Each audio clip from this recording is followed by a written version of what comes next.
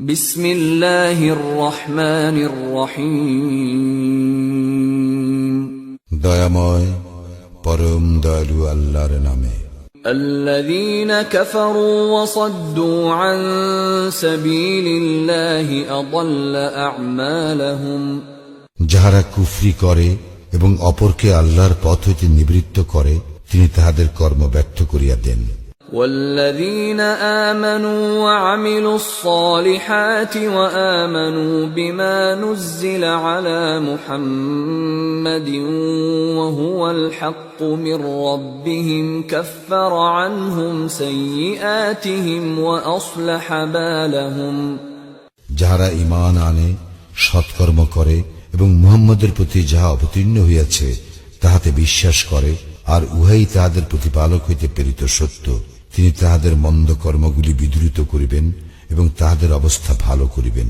ذلك بأن الذين كفروا اتبعوا الباطل وأن الذين آمنوا اتبعوا الحق من ربهم كذلك يضرب الله للناس أمثالهم। ইহা এই জন্য যে যাহারা কুফরি করে তাহারা মিথ্যার অনুসরণ করে এবং যাহারা ঈমান আনে তাহারা তাদের প্রতিপালক প্রেরিত সত্যের অনুসরণ করে। এইভাবে আল্লাহ মানুষের জন্য তাহাদের দৃষ্টান্ত প্রদান করেন।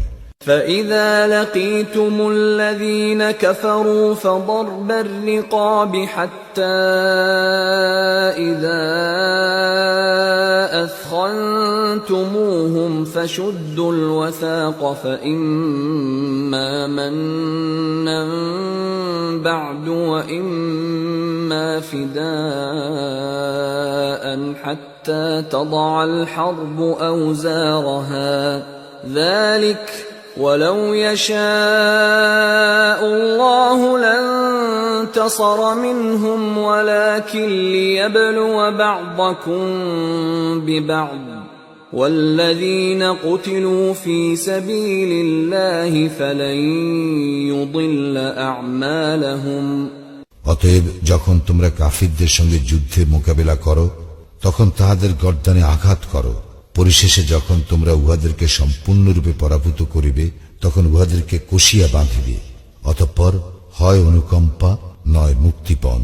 তোমরা জিহাদ চালাইবে যতক্ষণ না যুদ্ধ ইহার অস্ত্র নামাইয়া ফেলে। ইহাই বিধান। ইহা এই জন্য যে আল্লাহ ইচ্ছা করিলে উহাদেরকে শাস্তি দিতে পারিতেন, কিন্তু তিনি চাহেন তোমাদের একজনকে অপরের দ্বারা পরীক্ষা করিতে। যারা আল্লাহর পথে নিহত হয় তিনি কখনো তাহাদের কর্ম বিনষ্ট হইতে দেন না। سيهديهم ويصلح بالهم। তিনি তাহাদেরকে সৎপথে পরিচালিত করেন এবং তাহাদের অবস্থা ভালো করিয়া দেন।